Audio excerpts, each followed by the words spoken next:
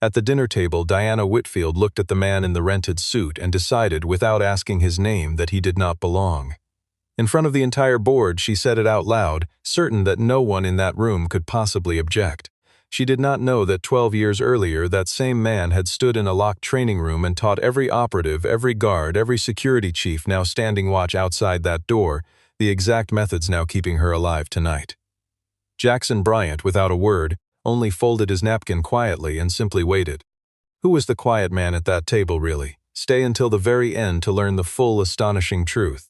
The dining hall at Calloway House did not look like a place where secrets could survive. Crystal chandeliers threw soft gold light across linen tablecloths, and the scent of rosemary and butter drifted from the kitchen long before the first guest arrived.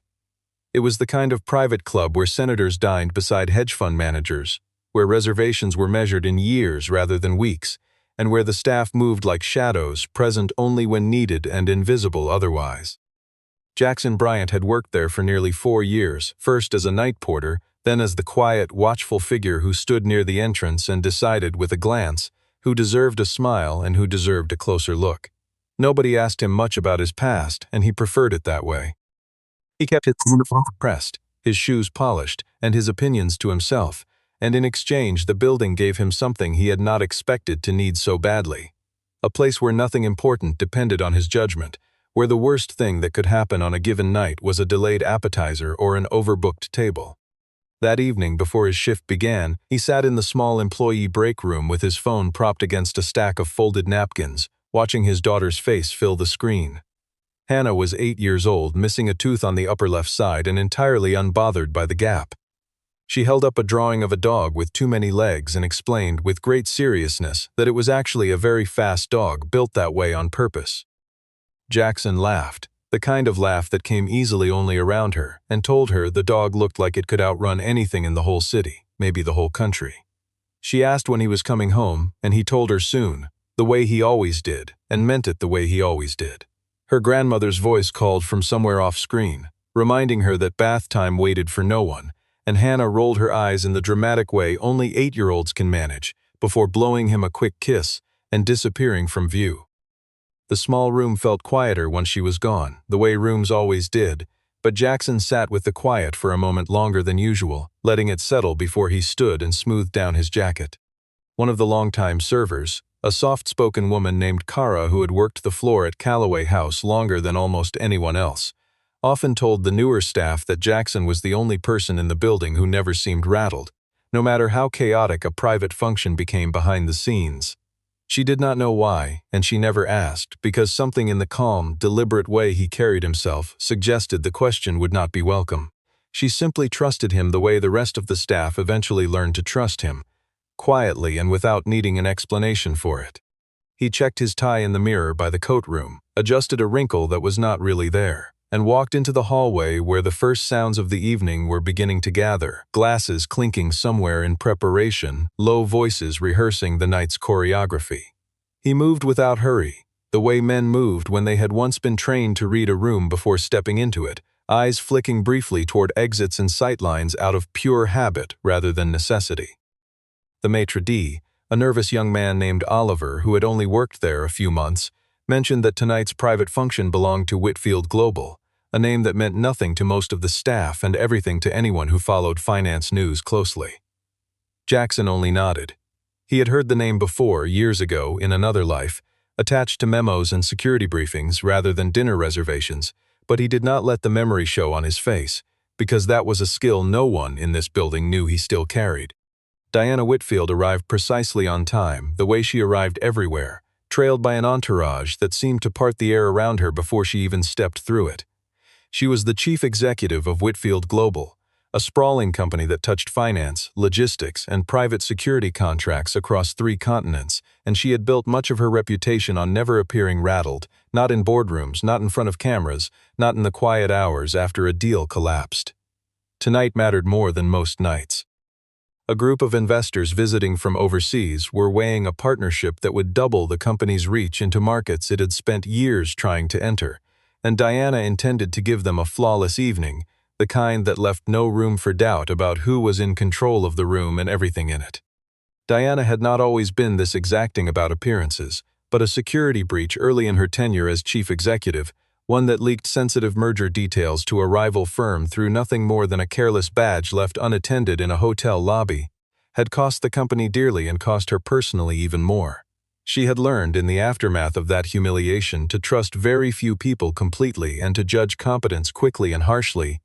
because she had once paid an enormous price for trusting someone who turned out to be careless rather than capable.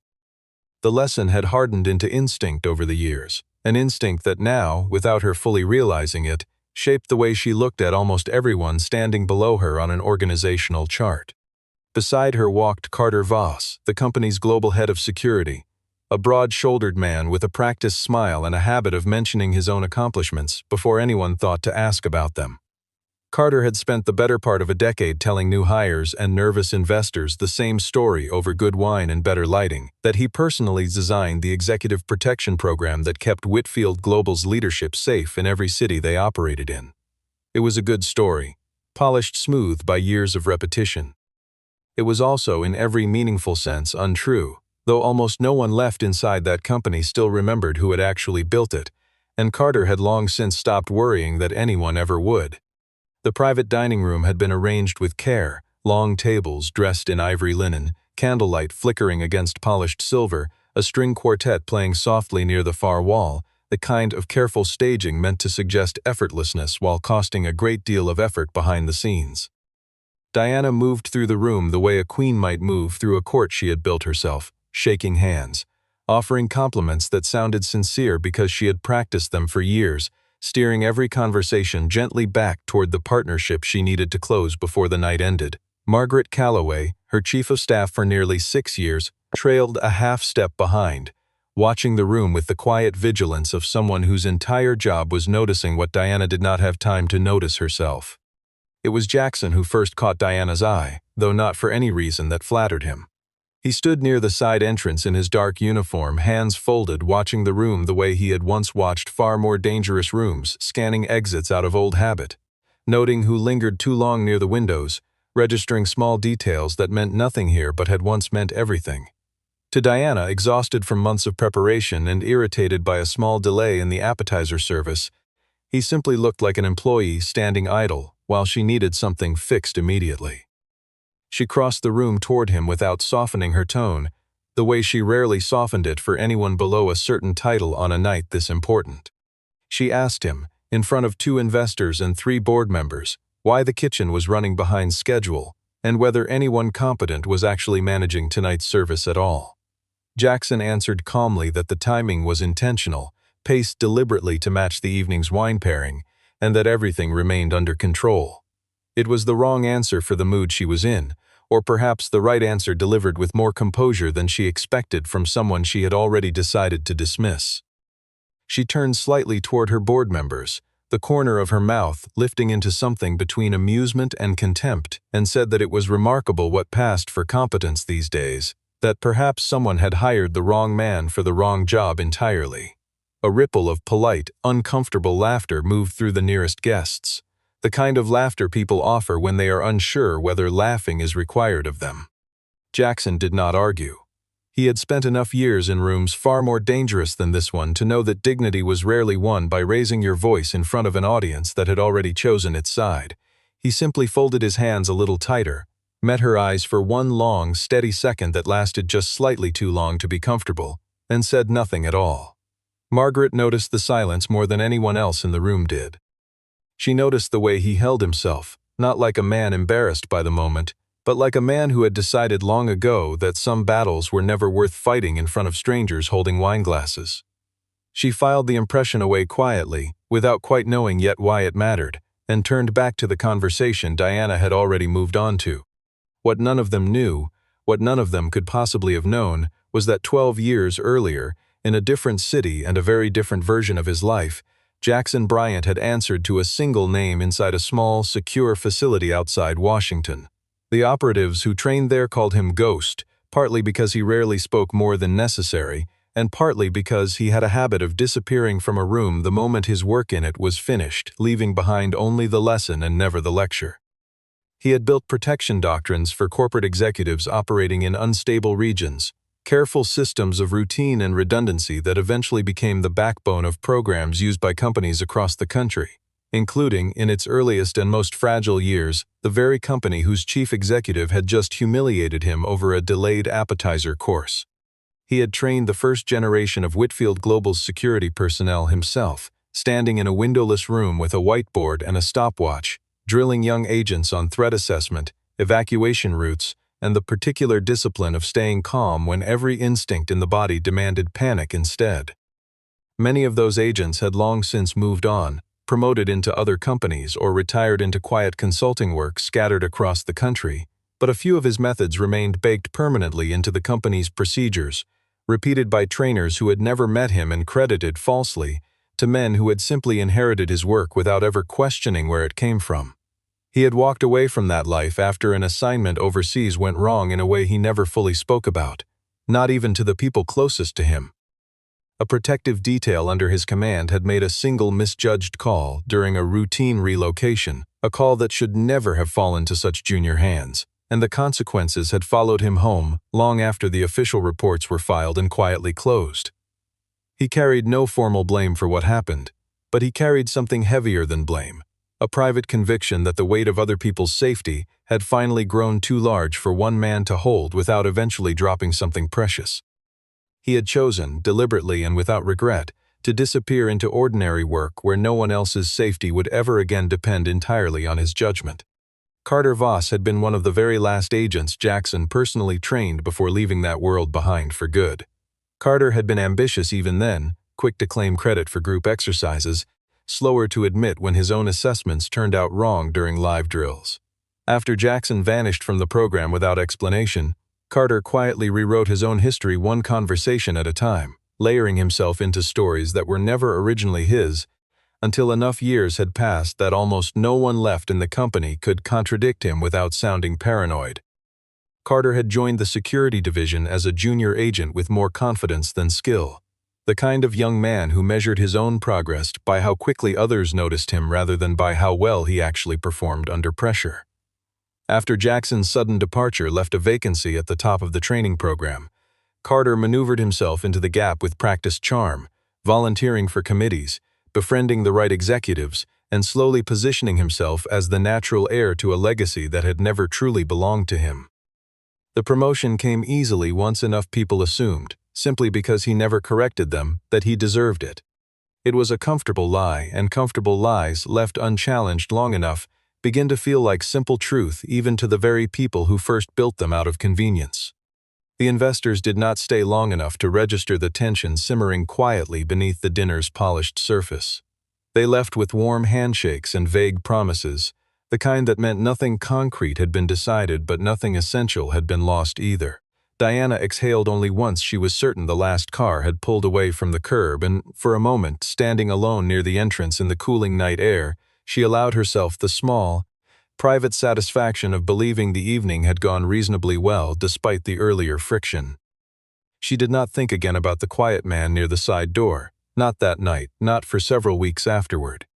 He finished the rest of his shift without complaint, refilling water glasses and directing guests toward the coat room with the same even courtesy he showed every night. And if anyone noticed a slight stiffness in his posture for the remainder of the evening, they assumed it was simple fatigue rather than anything deeper. On the drive home, well past midnight, he found himself thinking less about the insult itself and more about how easily it had come to her, how naturally contempt seemed to sit in some people's mouths when they believed no consequence would ever follow it.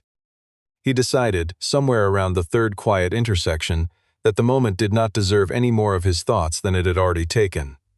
And by the time he reached his apartment, he had mostly let it go, the way he had trained himself to let go of far heavier things over the years.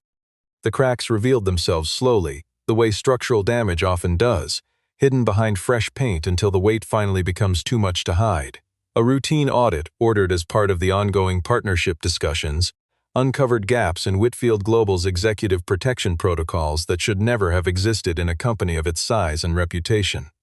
Travel routes for senior leadership had not been meaningfully updated in years. Emergency response drills had quietly shrunk into formalities, run on paper in conference rooms rather than practiced under any real pressure. When the board convened to review the findings, When the board convened to review the findings, one of the longest-serving directors asked Carter plainly why a company of their size and exposure had allowed its emergency drills to become a paperwork exercise rather than a practiced reality. Carter answered smoothly that the threat landscape had simply changed, that modern protection relied more on software and monitoring than on the old physical drills of years past. An answer that sounded reasonable until someone pointed out that the software in question had not been updated in roughly the same span of time as the drills themselves. Carter Voss offered confident reassurances that did not match the evidence laid out in front of them on the long mahogany table, and for the first time in a long while, Diana felt something she rarely allowed herself to feel in front of her own staff: genuine doubt about a man she had trusted without question for years. Margaret Calloway began quietly pulling old personnel files afterward, partly out of professional caution and partly because something about that earlier dinner had stayed with her longer than it reasonably should have. She found a folder, decades old and faintly yellowed at the edges, referencing a foundational security training program from the company's earliest years, the very program that had clearly shaped everything built on top of it since. The architect's name had been redacted in most surviving copies, replaced with initials that meant nothing to her at first glance, but one surviving memo, buried deep in an archive nobody had opened in years, listed a single full name beside those initials in faded blue ink. She read it twice before she set the page down carefully, because the name on that page did not belong to Carter Voss at all and had never belonged to him. Samuel Reyes arrived at the company's headquarters the following week as an outside consultant, brought in specifically to help assess the gaps the audit had so plainly exposed. Samuel had spent years working executive protection details after leaving government service behind, and he carried a reputation for being thorough, blunt, and almost entirely uninterested in office politics or the careful egos that came with them. He was walking through the lobby when he saw a familiar figure near the security desk, helping a junior guard recalibrate a malfunctioning badge scanner with the kind of patient, exact movements that few people simply pick up on their own without years of practice behind them. Samuel stopped mid-stride, studied the man's face for a long moment under the bright lobby light, and said a name out loud that startled the people standing nearest to him. Jackson did not deny it. He only asked, quietly and without drama, that Samuel keep the conversation between the two of them for the time being. Later that same week, away from the building entirely, Samuel asked Jackson over a quiet lunch why he had let a man like Carter Voss claim credit for so many years without ever stepping forward to correct the record. Jackson answered that correcting the record had never been the point of the work in the first place, that he had built the program to keep people alive rather than to keep his own name attached to it, and that watching it survive, even imperfectly, under someone else's name had always mattered more to him than recognition ever could. Samuel did not entirely agree, but he respected the answer enough not to push further, and the two men finished their meal talking instead about easier things, old colleagues, better days, and the particular quiet that settles over a person once they finally stop running from who they used to be. Carter Voss heard about the exchange within hours, the way uncomfortable information always seems to travel faster through a building than comfortable information ever does.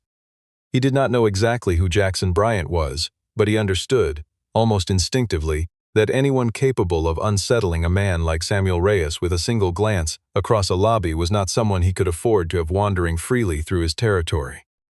He began asking quiet questions of his own, pulling old vendor contracts late at night, trying to determine why a man from the dinner club kept appearing near the edges of his department's business. The more he learned, the more uneasy he became, until uneasiness curdled slowly into something closer to genuine fear sitting heavy in his chest. He tried, first, the gentle approach, suggesting to building management that outside contractors should be kept away from sensitive areas of headquarters entirely, a polite phrase that conveniently applied to almost no one except the dining club staff occasionally called in for executive functions. When that failed to remove Jackson from the picture, Carter shifted to something less subtle, quietly suggesting to a few colleagues over coffee that the strange new contractor asking questions around the building might not be entirely who he claimed to be, planting just enough doubt to make people hesitate before trusting him too quickly. It was the oldest tactic in his playbook, the same one he had relied on for years to protect a reputation built almost entirely on borrowed work, and it had always worked before now. Over coffee in the executive lounge, Carter mentioned casually to one of the junior risk officers that the new contractor wandering around the building asking questions had never actually passed a formal background screening. A claim that was entirely false but delivered with enough practiced confidence that the officer simply nodded and made a note to mention it further up the chain. It was the oldest tactic in his playbook, the same one he had relied on for years to protect a reputation built almost entirely on borrowed work. And it had always worked before now, back when no one had any reason to look closely enough to catch him in the lie. What Carter failed to account for was the growing list of small inconsistencies quietly stacking up against him on Margaret's desk. She compared his official biography against records from the early training program and found timelines that simply refused to align no matter how generously she read them. Samuel quietly confirmed, in a private conversation with Margaret over closed office doors, that the man currently cleaning up Carter's operational mistakes around the building was the same instructor who had once stood at the front of a room full of nervous new agents and taught them with total calm how to survive situations most people never had to imagine surviving.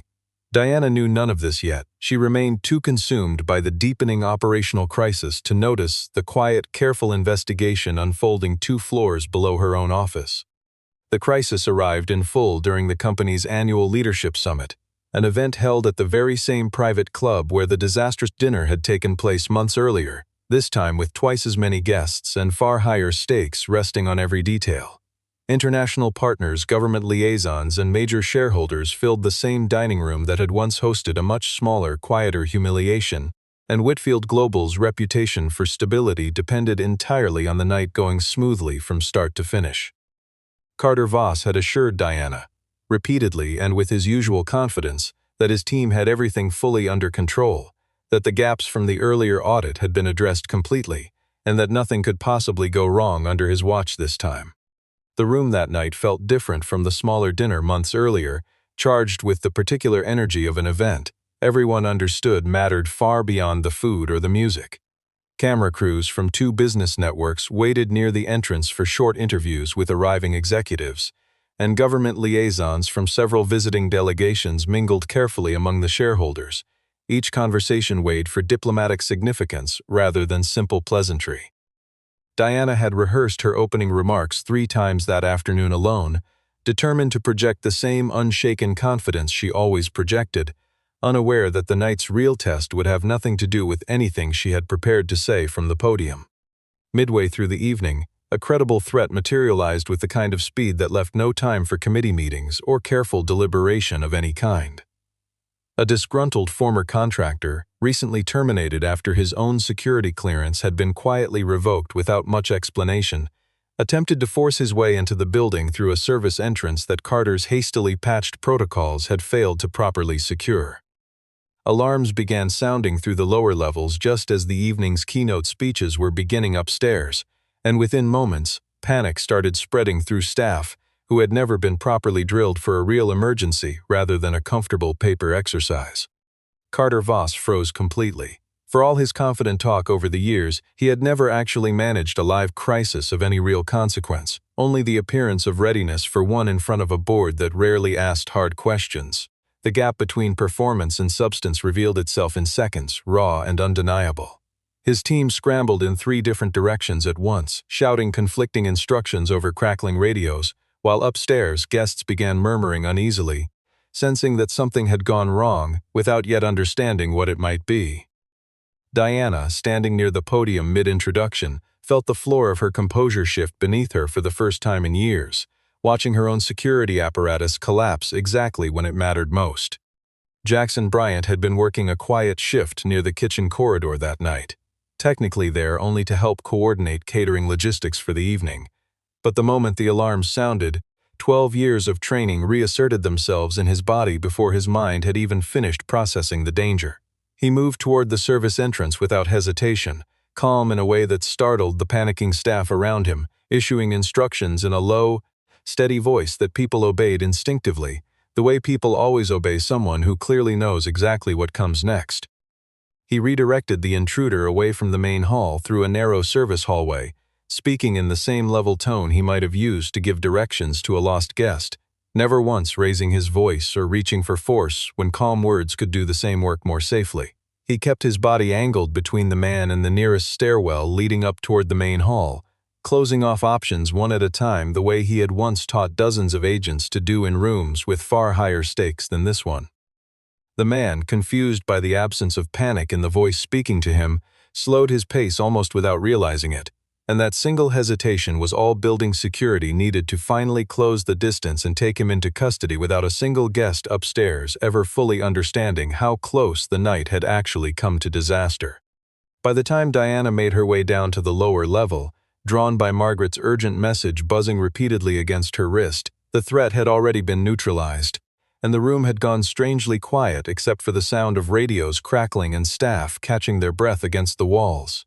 She found Jackson standing near the service door, his jacket slightly torn at the shoulder, speaking calmly with two uniformed officers as though the entire incident had been nothing more than a minor scheduling inconvenience rather than a genuine threat to dozens of lives. Samuel Reyes stood nearby, watching with an expression that mixed relief with something close to quiet pride, and Margaret stood a few steps behind Diana, her face carrying the particular stillness of someone who finally understood everything she had been carefully piecing together for weeks. Diana asked, voice unsteady in a way she rarely allowed herself in front of staff, how he had known exactly what to do, how he had moved with such total certainty through a crisis her own trained security team had utterly failed to contain. Jackson hesitated for a long moment, the practiced reflex of a man who had spent years deliberately avoiding exactly this kind of attention, before finally answering that he had once done this kind of work for a living, a long time ago, before he chose a much quieter life for reasons that were entirely his own. Samuel stepped forward then, unable to stay silent any longer, and told Diana plainly that the man standing in front of her had personally built the very security doctrine her company had spent over a decade running on, the same doctrine Carter Voss had spent years quietly claiming as his own original invention. The silence that followed was different from the silence at that first dinner months earlier. It was heavier, more complicated, carrying the particular weight of a truth that rearranges everything a person believed about their own judgment up to that point. Diana looked at Jackson, really looked at him for the first time, seeing past the uniform entirely, and the memory of her own voice at that earlier dinner table rose up uninvited, the careless cruelty of assuming a man's worth from the cut of his suit and nothing more. She felt something close to shame settle into her chest, sharp and unfamiliar, because she understood in that exact moment exactly how much damage casual contempt could do when aimed carelessly at the wrong person. Carter Voss arrived on the lower level minutes later, breathless and visibly shaken, attempting immediately to reframe the night's events as a success story for his own department's quick response. His explanations grew thinner with every sentence he offered, especially once Margaret quietly produced the old personnel file with Jackson's name still legible beneath the redactions, and once Samuel confirmed, calmly and without any malice in his voice, exactly who had trained him personally all those years ago. Carter's bluster collapsed into something smaller and more desperate, a man watching the entire foundation of his professional identity crumble in front of the one person whose opinion had always mattered most to his career. Diana did not raise her voice at all. She simply told him, quietly and without theater, that their working relationship had ended that night, and that he should not expect a different outcome no matter how the story was eventually told to the board afterward. In the hours after the guests had finally been escorted home and the catering staff had quietly packed away the untouched dessert course, a strange calm settled over the lower level of Calloway House, the particular stillness that follows any night where disaster came close enough to touch and then simply did not happen. Staff who had panicked earlier now moved slowly, almost reverently, past the spot near the service door where Jackson had stood, some of them glancing at him with a new kind of attention they had never thought to offer the quiet contractor before that night. Oliver, the nervous young maitre, found himself telling the story to nearly everyone he passed for the rest of the week, each retelling growing slightly more admiring than the last. In the days that followed, Diana asked to meet with Jackson privately, away from the noise of headquarters and the growing curiosity of staff who had already begun talking quietly among themselves about the contractor who had apparently saved the summit. She chose a small, unremarkable coffee shop near the harbor rather than her own office, a deliberate choice meant to strip away the usual imbalance of power that always followed her into a boardroom. She told him, without rehearsed corporate language of any kind, that she was sorry, not only for the words she had said at that first dinner, but for the entire pattern of thinking that had allowed those words to come so easily in the first place. She admitted that she had spent years assuming competence, wore a particular uniform, a particular posture, a particular tone of voice, and that the assumption had nearly cost her company everything that mattered most. She admitted that she had spent years assuming competence, wore a particular uniform, a particular posture, a particular tone of voice, and that the assumption had nearly cost her company everything that mattered most. She told him that she had replayed that first dinner more times than she cared to admit, each time hearing her own voice a little more clearly, a little less forgivingly, until the memory had stopped feeling like an embarrassing slip and started feeling like a true measure of something she needed to fix in herself, rather than simply apologize for once and move past. Jackson listened without interrupting, the same patient stillness he had carried through every difficult room in his life. And when she finally finished speaking, he told her simply that he had not done what he did that night to prove anything to her or to anyone else watching. He had done it because the habit of protecting people who could not protect themselves had never really left him, no matter how many years he spent quietly trying to set it down for good. He told her, a little reluctantly, about Hannah, about the steady life he had built around her, about choosing ordinary work precisely because it asked nothing of the part of him that used to carry other people's safety as a daily exhausting burden. Diana asked, gently and without any pressure behind the question, whether he would ever consider returning to that kind of work in some smaller capacity, perhaps rebuilding the very program he had once created from nothing. He thought about it for a long moment before answering, the kind of pause that suggested he was weighing far more than just the offer sitting in front of him on the small table. He told her he would help, on his own terms and at his own pace, training a new generation properly rather than stepping back into any kind of spotlight himself, and that he expected no title, no public announcement, and certainly no apology tour staged for the comfort of the board. Diana agreed without hesitation, understanding, perhaps for the first time in years, that some forms of competence had never needed an audience to be entirely real. Word of what truly happened that night spread quietly through the company in the weeks that followed, not through any official statement or press release, but through the slow, organic respect that grows naturally when people witness quiet competence up close, with their own eyes. Carter Voss left the company without fanfare, the kind of quiet departure reserved for people whose stories simply stop being told once they no longer hold any power to enforce them. Jackson never sought him out, never asked for an apology, never mentioned the man's name again in front of anyone who might use it against him later. He returned, gradually and carefully, to training a small group of new security personnel, choosing his hours deliberately around Hannah's school schedule, and politely declining every attempt the company made to give him a formal title or hang a framed photograph of him somewhere in the lobby. Margaret once joked, half seriously, that he was the only senior trainer in the building's history who actively avoided being thanked in public, and Jackson simply smiled and said that the people he had trained doing their jobs well was thanks enough for anyone. Margaret once joked, half seriously, that he was the only senior trainer in the building's history who actively avoided being thanked in public, and Jackson simply smiled and said that the people he had trained doing their jobs well was thanks enough for anyone. Samuel eventually agreed to stay on as a permanent consultant rather than returning to his usual independent work, telling Margaret privately that he had not felt this useful in years, and that watching the program finally rest in honest hands again felt like something worth sticking around for. Diana visited the training facility occasionally afterward, usually without warning, slipping quietly into the back of the room to watch him work without interrupting. She never said much during those visits, content simply to observe the calm, exact way he corrected a young agent's stance or walked someone patiently through a scenario they had clearly never considered before that moment.